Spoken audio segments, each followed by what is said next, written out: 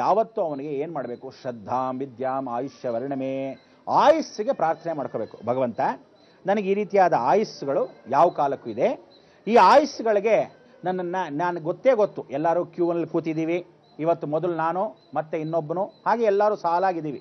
ಆದರೆ ಈ ಸಾಲಾಗಿರ್ತಕ್ಕಂಥವನಿಗೆ ಯಾರು ಮೊದಲು ಕರಿತೀಯೋ ಗೊತ್ತಿಲ್ಲ. ಆದರೆ ಯಾವ ಕಾಲಕ್ಕೂ ಅನಾಯಾಸ ಮೃತ್ಯು ಕೊಡಪ್ಪ ಅಂತ ಪ್ರಾರ್ಥನೆ ಮಾಡಬೇಕು. ಈ ಅನಾಯಾಸ ಮೃತ್ಯು ಯಾವಾಗ ಕೊಡ್ತೀಯ? ಮನುಷ್ಯ ಜಾಸ್ತಿ ಕರ್ಮಗಳನ್ನು, ಹೋದ ಜನ್ಮದ ಕರ್ಮ, ಈ ಜನ್ಮದ ಕರ್ಮ, ಪಾಪ ಕರ್ಮಗಳು ಎಷ್ಟು ಜನಕ್ಕೆ ಅಂದರೆ ವಿಶೇಷ, ಹೆಂಡತಿನ ಬೈದರೆ, ಹೆಂಡತಿನ ಹೊಡೆದರೆ, ಹೆಂಡತಿನ ಜಾಡ್ಸ್ ಒದ್ದರೆ ಅವನಿಗೆ ಶುಕ್ರದೋಷದಿಂದ ಬರ್ತಕ್ಕಂಥ ದೌರ್ಬಲ್ಯ, ಸಾಯೋ ಸಮಯಕ್ಕೆ ನರಗಳೆಲ್ಲ ಬಿದ್ದೋಗುತ್ತೆ. ಇಂಥ ಕರ್ಮಾಧಿಪತಿ ಸಾಯೋದ್ರೊಳಗೆ ಗ್ಯಾರಂಟಿ ಅವನ ಪ್ಯಾರಲಲ್ ಸ್ಟ್ರೋಕ್ ಹೊಡೆದಿರ್ತಾನೆ. ಹೆಂಡತಿನ ಯಾವ ಕಾಲಕ್ಕೂ ಗೋಳಿಕೋಬಾರ್ದು, ಇದು ವಿಚಾರ. ಹೆಣ್ಣು ಅಕಸ್ಮಾತ್ ಗಂಡನ್ನ ಯಾವ ಕಾಲಕ್ಕೂ ದೌರ್ಜನ್ಯದಿಂದ ಪರ್ಕೆಯಿಂದ ಹೊಡೆಯೋದಾಗಲಿ, ಬೈಯೋದಾಗಲಿ, ಗಂಡನ್ನು ತಾತ್ಸಾರದಿಂದ ಕಾಣೋದಾಗಲಿ, ಯಾವ ಕಾಲಕ್ಕೂ ಗೌರವ ಕೊಡದೇ ಇರೋದಾಗಲಿ, ಇದಕ್ಕೇನು ಮಾಡ್ತಾನೆ? ಲಕ್ಷ್ಮೀ ಕೃಪಾ ಕಟಾಕ್ಷವಿಲ್ಲದೆ ದಾರಿದ್ರ್ಯದಲ್ಲಿ, ಅಂದರೆ ಬೀದಿಲಿ ಭಿಕ್ಷೆ ಮಾಡೋ ಥರ ಮಾಡಿಟ್ಬಿಡ್ತಾನೆ. ಅಂದರೆ ಒಂದೊತ್ತು ಊಟಕ್ಕೂ ಒದ್ದಾಡಬೇಕು. ಅದಕ್ಕೆ ಇವತ್ತಿನ ದಿವಸ ಎಷ್ಟು ಜನ ಭಿಕ್ಷದವರು, ನೀವು ಎಲ್ಲ ಏನು ಮಾಡ್ತೀರಾ ಅಂದರೆ, ಭಾಳ ಜನ ಭಿಕ್ಷದವ್ರು ಇರ್ತಾರೆ, ಎಲ್ಲರಿಗೂ ಭಿಕ್ಷೆ ಹಾಕ್ತೀರಾ. ಭಿಕ್ಷೆ ಹಾಕಿದ್ರೇ ಕೆಟ್ರಿ. ಯಾವ ಕಾಲಕ್ಕೂ ತಿಳ್ಕೊಳ್ಳಿ, ಅವನ ಅಕಸ್ಮಾತ್ ಕುಡಿದಿದ್ದರೆ ಭಿಕ್ಷದವನು ನಿಮ್ಮ ದುಡ್ಡಲ್ಲಿ ಕುಡಿತಾನೆ. ಕುಡ್ದಾಗ ಏನಾಯಿತು? ಅವನು ಕುಡಿದಿದ್ದ ಫಲ ನಿಮಗೆ ಬಂತು. ಆದ್ದರಿಂದ ಭಿಕ್ಷದವರಿಗೆ ಅಯ್ಯೋ ಅನ್ನಬಾರ್ದು. ಅವನು ಯಾಕೆಂದರೆ ಹೋದ ಜನ್ಮದ ಕರ್ಮ, ಈ ಜನ್ಮದ ಕರ್ಮ, ಎಲ್ಲ ಜನ್ಮದ ಕರ್ಮಗಳನ್ನು ಮಾಡಿ ಅವನು ಅನುಭವಿಸಿರ್ತಾನೆ. ಅದಕ್ಕೆ ಪರಮೇಶ್ವರ ಹೇಳ್ತಾನೆ, ಒಂದು ಸಲ ಹೇಳು, 2 ಸಲ ಹೇಳು, 3 ಸಲ ಹೇಳು, 4ನೇ ಸಲ ಮಾಡಕ್ಕೆ ಹೋಗಬಾರ್ದು. ಯಾಕೆ ಅಂದರೆ ಒಂದು ಸಲ ಅವನಿಗೆ ಯಾವ ಕಾಲಕ್ಕೂ ಹೇಳಿದ್ದನ್ನು 3ನೇ ಸಲ ಕೇಳದೇ ಇದ್ದ ಪಕ್ಷದಲ್ಲಿ ಖಂಡಿತವಾಗ್ಲೂ ಅವನಿಗೆ ಕೊನೆಯ ಭಾಗದಲ್ಲಿ ನೀನೇನಾದರೂ ಮಾಡಕ್ಕೆ ಹೋದರೆ ನಿನಗೆ ಅವನು ಅಷ್ಟು ಮೇಲೆ ಪ್ರೀತಿನ ತಗೋ, ಅವನ ಕರ್ಮ ಎಲ್ಲ ನೀನೇ ಇಟ್ಕೋ ಅಂತ ಕೊಟ್ಬಿಡ್ತಾನೆ.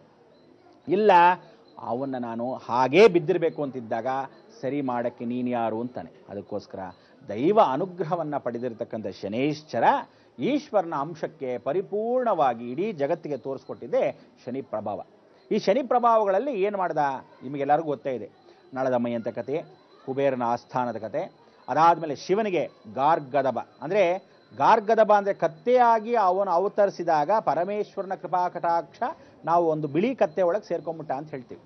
ಈ ರೀತಿಯಾಗಿರ್ತಕ್ಕಂಥ ಪರಮೇಶ್ವರನು ಕೈಲಾಸವನ್ನು ಬಿಟ್ಟೇ ಕತ್ತಲಲ್ಲಿ ಬಂದು ಕತ್ತೆ ಒಳಗೆ ಸೇರ್ಕೋಬೇಕಾದ್ರೆ ಶನಿ ಪ್ರಭಾವ ಎಷ್ಟು ಮಟ್ಟಿಗಿರುತ್ತೆ. ಅದಕ್ಕೆ ಅವನು ಹೇಳ್ತಾನೆ, ಪರಮೇಶ್ವರ ನೀನು ಕೊಟ್ಟಿರೋ ವರದಿಂದ ಮೊದಲನೇ ದೃಶ್ಯವೇ ನಿನ್ನ ಮೇಲೆ ಬಿತ್ತು. ಆದ್ದರಿಂದ ಇಂಥ ಒಂದು ಕರ್ಮಸ್ಥಾನದಿಂದ ನಾನು ದೂರ ತಳಿಬೇಕು. ಅದಕ್ಕೆ ಏನು ಮಾಡಬೇಕು? ನಾನು ಇಷ್ಟೆಲ್ಲ ಮಾಡಿದಾಗ ನನ್ನ ಪಾಪ ಕರ್ಮಗಳು ಯಾರು ತೊಳಿತಾರೆ ಅಂದಾಗ ಸಾಕ್ಷಾತ್ ಮಹಾವಿಷ್ಣು. ಅದಕ್ಕೆ ಶನೇಶ್ವರನಿಗೆ ಈಶ್ವರ ಹೇಳ್ತಾನೆ, ನೀನು ಯಾವತ್ತು ಬುಧವಾರದ ದಿವಸ, ಯಾವತ್ತು ಶನಿವಾರದ ದಿವಸ ಮಹಾವಿಷ್ಣುನ ಸ್ಮರಣೆ ಮಾಡ್ಕೊತೀಯೋ ಆವತ್ತವತ್ತು ನಾನು ಪರಿಪೂರ್ಣವಾಗಿ ಅನುಗ್ರಹ ಕೊಡ್ತೀನಿ ವಿಷ್ಣು ಸ್ವರೂಪೇಣ ಅಂತ.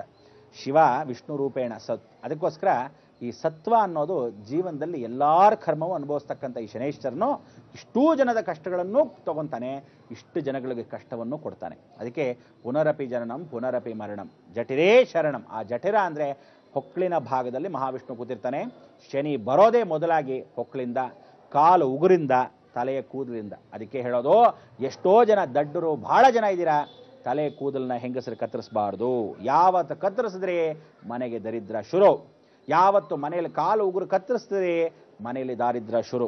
ಯಾವ ಕಾಲಕ್ಕೆ ಒಂದಕ್ಕೆ ಹೋದರೆ, ಬಾತ್ರೂಮ್ಗೆ ಹೋದರೆ ಕೈ ಕಾಲು ನೀರು ಹಾಕೊಳ್ಳಿ ಬರ್ದಿಲ್ಲ, ಮುಗೀತು, ನಿಮ್ಮ ದಾರಿದ್ರ ಶನೇಶ್ವರ ಜೊತೆಗೇ ಬಂದಿರ್ತಾನೆ.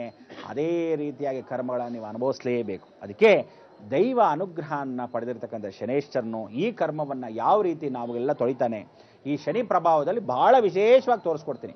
ಶನಿಗೆ 2 ಹೆಂಡತಿರು.